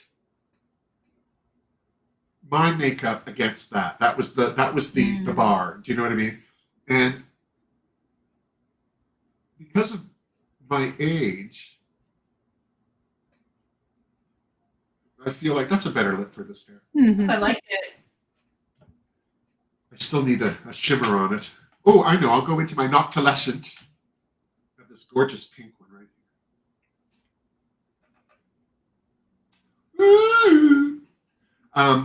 So I used to stare at pictures of her, and it took me a long time to see the shapes that were created on her face. Because let's just all be honest, she wasn't doing it. But Matthew Anderson created these shapes on her face that were very close to her own bone structure because of her weight and everything. Like it was fine. But the makeup she had on for Drag Race was way better than the makeup she had on for that album, Supermodel. I didn't like her makeup then because it looked very non-existent. You know what I mean? Whereas by the time Matthew got his hands on her face, he was contouring her. It wasn't looking like she had more makeup on, just her shapes were defined. Yeah. And then it took me a while to realize that I needed to do those shapes, but on a different place on my face. And so now, because I have hooded eyes, like as you can see, like they come up quite high, these lines, because my hood is inside that. And so it's not actually cutting my makeup lines at all or making anything squirky. And I also, with my eyeliner, I let my eyeliner take up a lot of my eyelid because so much of it gets hidden in my face when I open my eyes. So once I kind of got used to my bone structure and what my face was doing, it helped me make better decisions with the makeup I was putting on. And one of the things that I took a long time, and I'm still not good at it, are these graphic eyeliners. But I think I did pretty good today. No, they look great. No, I really yeah, but it's like anything, it takes a lot of practice, a lot of patience, and for me, it's a lot of blending. Like when you think you've blended enough, blend some more. You know what I mean? You're not quite there yet. But you also develop those looks. Do you know what I mean? Like you don't. You're not going to just start doing gorgeous drag out of the gate unless you're like 12 and all you're putting on is mascara and chapstick. You know what I mean? And those people can go themselves. But I got this fabulous candle from Candice. It smells like a birthday cake, which is as close as I can get to a birthday birthday cake these days, which is fun. Yeah, I got it. It's a company out of Ottawa called Campy Home. Love it. I have the box here somewhere. Oh, I can't find it now. That's okay. Yeah, Campy Home. It's done by a woman out of Ottawa. She hand pours everything, and that's their special happy birthday candle. Yeah. Yeah, the glass is Campy great. Home. I love that it's not flared because I could use this for brushes. Yeah, you know what? I use mine to hold lipsticks and liquid lipsticks. Nice. I put everything in lady heads. Yeah, you have. Chloe has the bet. Go to her Instagram page because she has pictures of them. How many heads do you have now? 25 or 30. Oh my god! Wow. Like it's ridiculous. I was going to say 10, and I thought, no, that sounds like too many. No, she has that many. No. Yeah, Ridiculous. I can't resist a lady head. Yes, can't resist a lady head. No, they're gorgeous. I saw. We have a kind of like an outdoor garage sale around the corner from my apartment. It happens every Saturday and Sunday when the weather's good. So I hate to call it a garage sale. It's more like a boot sale or a flea market, but it's just one. Actually, now I think it's 3 people that all do it together, but they all have their own things. One of the guys is an actual sewer. Like he used to make fun fur hoodies for the kids, and they all had like animated creatures on them, like so there'd be like a big googly eye somewhere, like not an actual googly eye, but in the fun fur. It very, very gorgeous. So every once in a while, like if I'm thinking, oh, do you have any French curves? Or do you have any of that? Oh no, I sold them all. It's like, So, but they have a really big variety of stuff, and they had some lady heads that weren't like. If they had been better, I would have made a point of grabbing one for you, Chloe. But they weren't that good. But I just thought, oh, how much are they? And they were pretty expensive. And it's like, well, they're not even good ones. Yeah. And I'm not an aficionado. Yeah, it's one of those things you got to really look at. Like I went, Martha and I went to a vintage market not that long ago. And like the one, I found one and it was, oh, she's gorgeous and shiny. And I got her for like $20. And then, right. And I'm like, oh, sold, take it before anybody says anything. And then I was going around and then we finally got to the one area. And then I was like, oh, lady heads. And I go over and a lady head, I think 3 of them. 2 of them, I don't really like kind of like the 1960s, 70s type ones. I like the 30s through 50s. So, and then there was one really nice one. She's like, oh, I haven't priced that yet. Hold on one second. And then it was like, I don't know, like $150 or something. Yeah. And I was like, no. The most expensive I paid for one, I think, is $70. And it's like, it looks like she has a hood and then the cape goes out. Oh, nice. So beautiful. So it's like, if I can get something that beautiful for $70, I'm not going to go pay $150 for some little one. So I love going to like Salvation Armies, or every province has a different one. But I was in St. John's, and the best thing is you go to these small town, remoter places and go into their thrift shops, because 9 times out of 10, they have no idea what they have there. Yeah. They're much less. They're more about reselling stuff cheap so people can. Yeah, here all the pickers go. So a lot of times, like if you see something that you like at Value Village, like every once in a while, I can get a cheap place of mid-century glass or something. But even now, you'll go sometimes and they'll want $50-$60 for something, and I'm like, no, thank you. But every once in a while, if I can find them, but you'll see pickers, they'll have their carts full of stuff. So if you see something, you have to grab it. But it's so picked over now. And then here at vintage markets, oh, it's a Britney Spears T-shirt. It's vintage, $150, and it's like, come on, it's used. Like it's a T-shirt. Like get over yourself. But here, as soon as somebody thinks it's vintage or something, the price is like astronomical. Like, so when you find that, so I buy a lot from a gal in the States, a granny panty vintage. So I end up buying more for her. It's cheaper to get it shipped from the US, like a lady head or whatever. Right. Like sometimes even half to more than that than getting it here. Like it's ridiculous. Yeah. So, When I used to do wardrobe for film and TV, a lot of the times we would go to Value Village to shop for the characters, because especially in a movie, not so much TV shows, but movies where you have people that have had a life, like you're catching them in the middle of their life in the storyline. They can't have new clothing. And a lot of the time, the biggest effort in wardrobe is spent breaking down clothes so they don't look off the rack. Yeah. And also, you have to fit things. Like people used to go, "Oh, the stuff on Friends." It's like, yeah, but it's all been fitted. Like, of course, they look good in it. Somebody altered it to fit them. Right.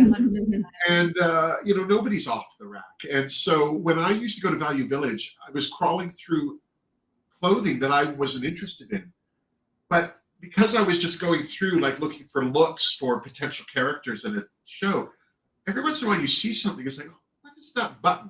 Oh my God, that's a Chanel button. You look at it, it's a Chanel top, and it's $8. Grab. You know what I mean? Like, it's Chanel. If nothing, the buttons are worth $30. You know what I mean? And I found for myself, was it Fat Farm? Is that a line? Yeah. Yeah. So it was a men's clothing line, and I found a denim jacket in my size, and I was bigger than, for $30, brand new. Wow. It had never been worn, Nice. and apparently there had been matching pants for it, which I wouldn't have bought because I'm not a Canadian tuxedo type of person.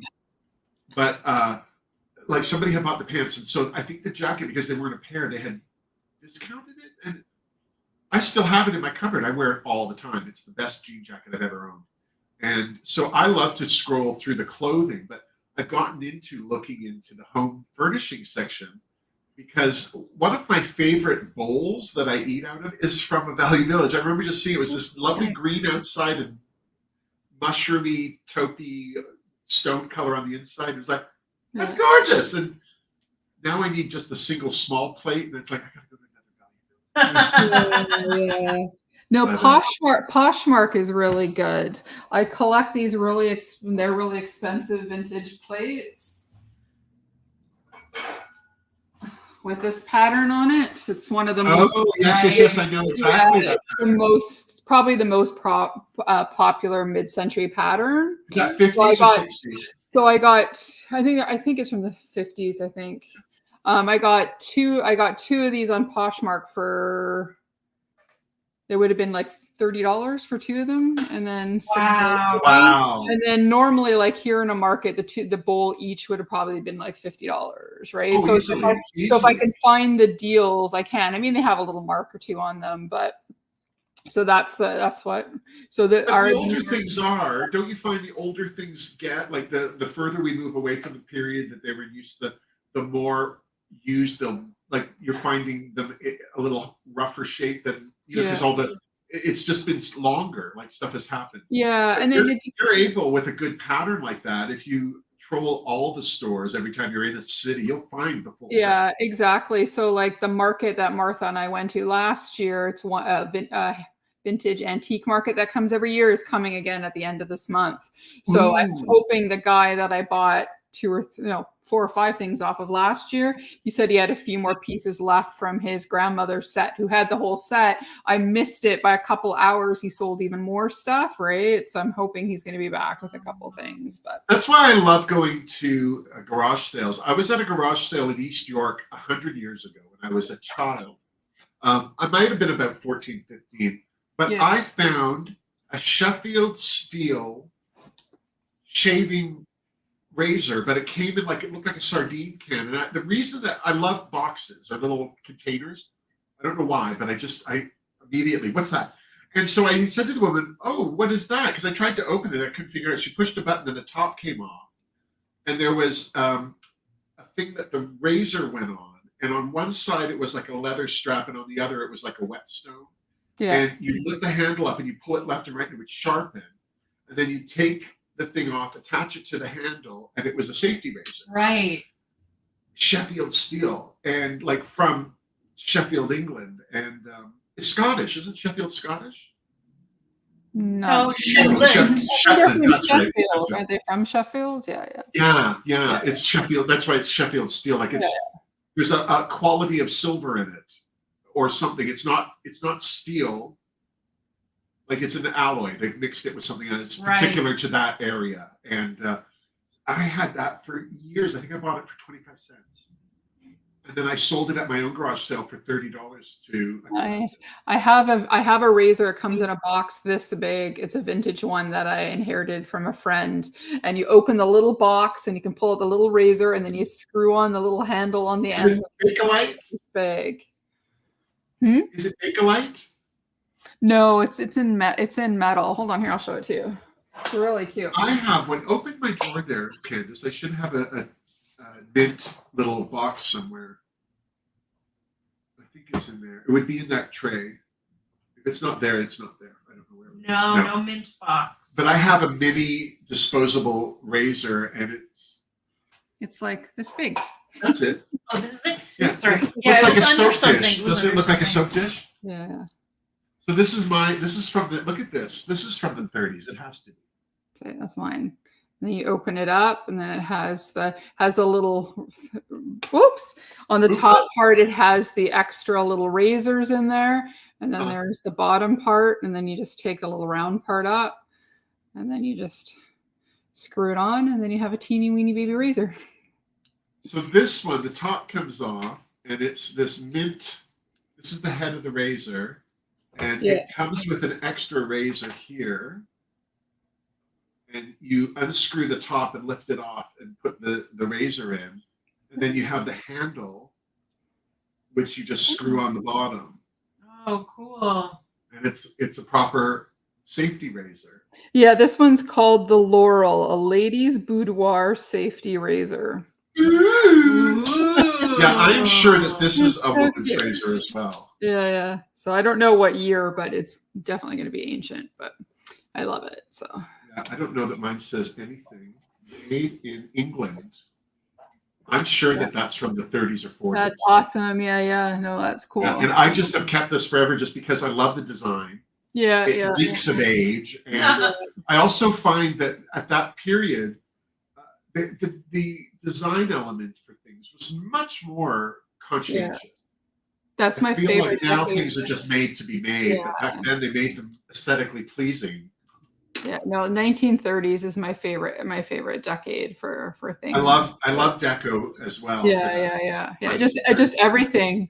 I should send you the video I sent Martha of this 1920s house where it just shows how they built everything in. So like in the kitchen, she pushes this little round button and then this round shelf pulls out and it's got one of the rolling pins in it. So it's a specific shelf specifically for the rolling pin. For the rolling pin. In there and you push it in and and then they have built in an ironing board, and then beside the ironing board there's like a little metal box, and you open it, and inside is the iron that you take out that you can heat in the wall, and then you can use your ironing board.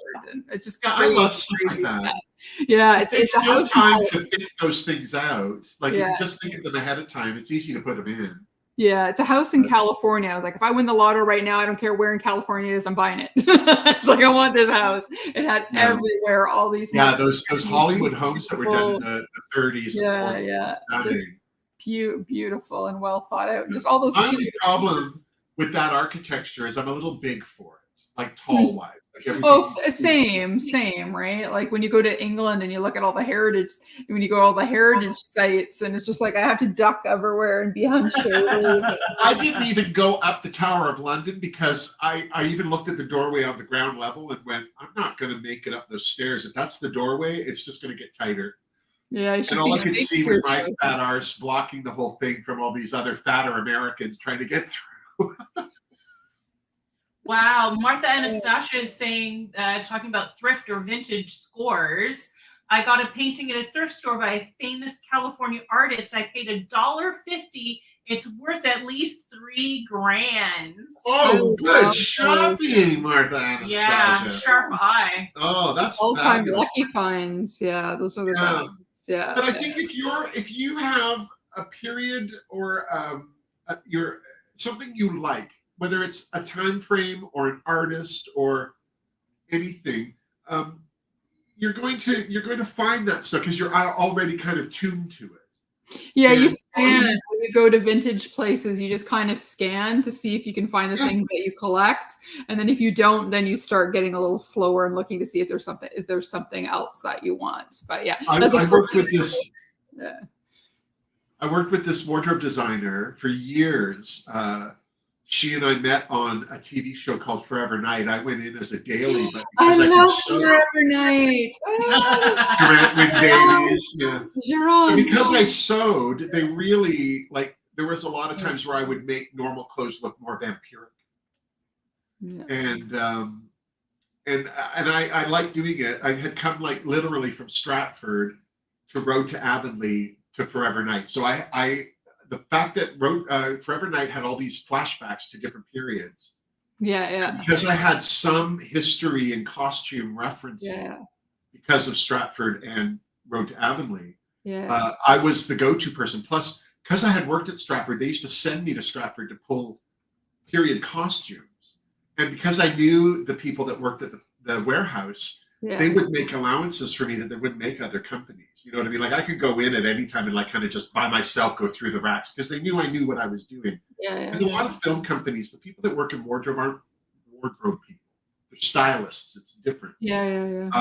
But I met this woman and we worked together for years. And I was not really her assistant, but I was her like right-hand man. So I would be sewing and altering and making all these things happen with her in the shop, and then I would go to set with her and we'd like make everything final perfect and everything. And we both had the same work ethic where it was like you work till it's done, like, you know. So we at that time the money had fallen out of film because of reality television, so we didn't get an hourly as much as we got like a flat daily rate. So we got paid less the longer we worked, but we didn't look at it that way because we just were going to work till it was done, you know. And we enjoyed what we were doing. It wasn't like, oh, I hate this. And we also, the two of us together, we would just, because she liked to sing too, so we would just be crazy. People would walk in the room and go, oh my God, what's wrong with you two? And she taught me how to scan the racks. We'd walk into Value Village and she'd just go, what do you see? And I'm going, oh, I see some red over there. It's like, yeah, what is it? And, you know, like just before you go. Yeah. She called it all finger fucking. You know, it was, you know, before we go in there and finger fuck everything, you know. Yeah. No, 100%. Because then you've got a beeline, right? Especially if it's someplace that's busy or whatever. Like Value Village is like that. So if you see something, there's a whole bunch of people. It's like you just gotta and go. Well, we would also buy like in the larger size stuff because there was always more stuff there because people weren't necessarily always that big. The smaller size stuff had been picked through because more people are that size, and it was easier for me to alter something. Like it was more about the fabric than what it was. You know what I mean? Like, oh, look at the fabric on that shirt. You know, we never said, oh, that shirt's perfect, but we said, oh, that fabric's great. Yeah. Like I would say, oh, are you thinking for so and so? Yeah, and the scene where she does, oh, that would be, you know, and that would be the end of it. Our conversation was always like that, broken, and we knew exactly what was next. Yeah, vintage clothes though is tough because it's all the Tiny Tuesday stuff that survived in vintage stuff. Because women would wear everything to death, but all the preteen, teen, young adult, they would be a little bit more fashionable.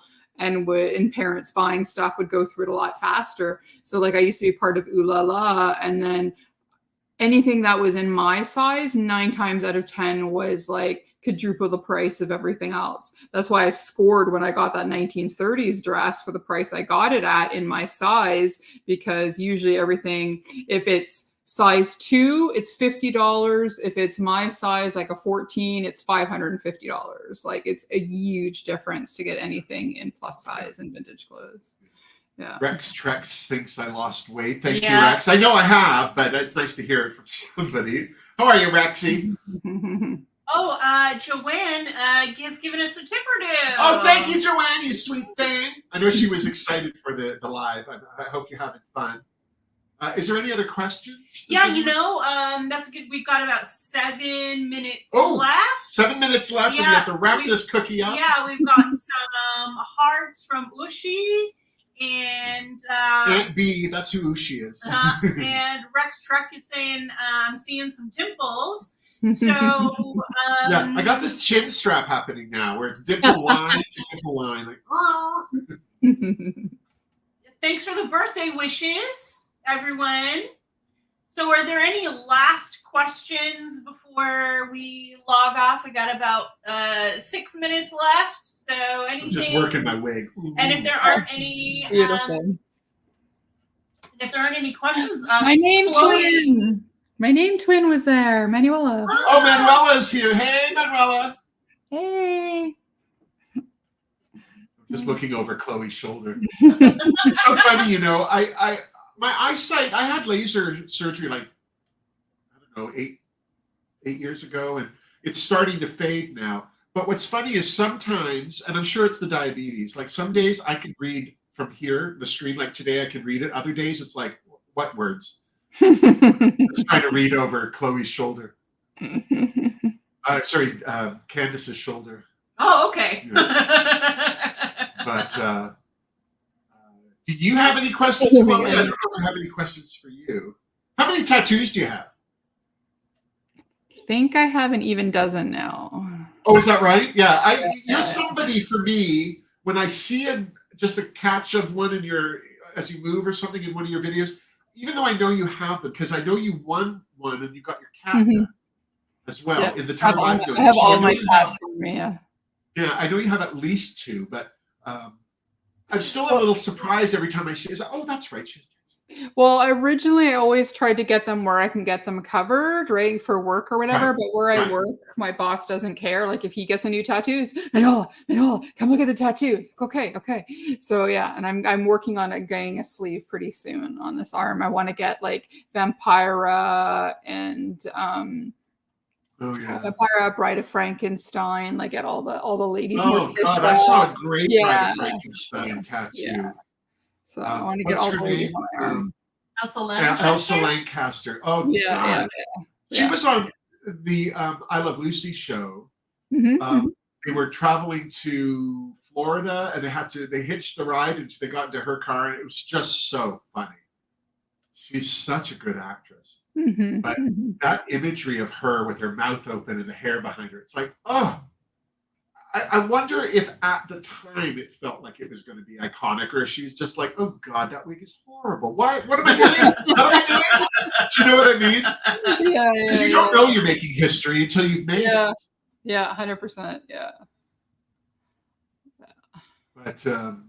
But yeah. So anyway, our birthday, Candice and I is tomorrow. Yeah. And we're going to do some karaoke. There'll probably be photos of.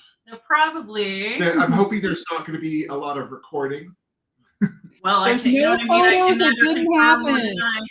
But we're going to definitely have a follow-up of stuff of some kind. Yeah, but I also have in the works. I'm going to be doing a retrospective of Wilma over the years, from her starting 12 years ago to now, and it was Martha Anastasia who got that. Yes, right? Yeah. and I starred that comment too for when we go back. Oh, great, fabulous! Because I will send that along to Darcy, and as soon as the shipment, I think, is almost ready for pickup. I don't know, and she's had some production issues, and they're all coming. They're all getting ironed out, so we'll be able to send that off to you. But I hope you all had a great afternoon with us. Thank you all for hanging out. I want to thank Chloe for, first of all, sending me the Sugar and Grunge palette. I love what I've done with it, the purple and green turned out good. that I used. I love Olive Blend Bunny. I also used on my face the Noctilucent highlighter palette. And I started with Juicy Cheeks, which is Blend Bunny as well. But then I went to my first favorite blush palette, which is the Queen palette, Fumi Desilou Vold and Juvia's Place. You can't find it, so don't look. No. Safa. Very snoozy. Chloe, do you have any comments about what makeup products you use today? Most of the same. The Blend Bunny, the Noctilucent, yes. And then I've been playing with some Asian makeup. So I got, this is from Tokyo. So it's like a face powder that I use. Comes in this fun tin. Oh, nice. I just saw your video where you used that. Yeah, and then I'm using again that foundation, which a girl recommended to me. It was supposed to be viral, I guess, but it ended up being Shiseido. It's all Gracie on the bottom, and then when I Googled it, it's Shiseido, but it only comes in sub company of Shiseido. Yeah, I guess so. So, anyways, I'm loving it. A teeny weeny bit does your whole entire face, and it's like $11. I got it. Oh, I'm excited for you. That's great. Yeah. Is it full coverage? You can make it full coverage, but I try to just make it to be covering. Yeah. So it'll last a while, I think. Comes in a clear shade. Nice. Well, I think on that happy note, we are going to wrap things up. Candice is very busy and famous. She has places to go, people to see. She's sick of me. She's been in my hovel for far too long. I want to thank you, Chloe, for spending this time with me on my birthday. You're one of my favorite people. And I also want to thank all of you who tuned in. Thank you for the tipper dues. Thank you for the love and support over the years. Hopefully we have another 12 ahead of us. I don't know. I'm getting evicted by October, so I don't know. I might be doing this under a bridge at some point. I don't know, but I will be doing this. So thank you all for joining. Thanks for your generosity and support. And until next time, on behalf of Chloe and Candice, be healthy, be happy, and miss me. Mwah!